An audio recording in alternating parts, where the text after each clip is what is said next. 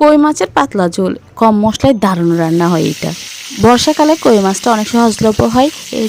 আগেকার সময়ে ধরে কই মাছ খেলেও এখন আমরা কিনে খাই। কই মাছটা যেহেতু দেশি মাছ, একটু পিচ্ছিল হয়, পুকুরের মাছ, একটু ভালো করে ধুয়ে লবণ হলুদ মাখিয়ে ভেজে একপাশে রেখে দিলাম। এখানে আমি মশলা কষাই নিচ্ছি। পেঁয়াজগুলো একটু লাল লাল করে ভাজা হলে এতে পেঁয়াজ রসুন বাটা দিয়ে গুঁড়া মশলাগুলো দিয়ে দিলাম একে একে, মরিচ গুঁড়ো, হলুদ গুঁড়ো আর জিরে গুঁড়ো, লবণ দিয়ে একটু হালকা কষিয়ে এতে কাঁকরোল আর টমেটো দিয়ে দিলাম, কারণ আজকে কাঁকরোল আর টমেটো দিয়ে ঝোলটা করব। মশলা কষানো হলে আমি ঝোলের জন্য পানি দিয়েছি, পানি একটু বেশি দিয়েছি কারণ পাতলা করে ঝোল রান্না করব।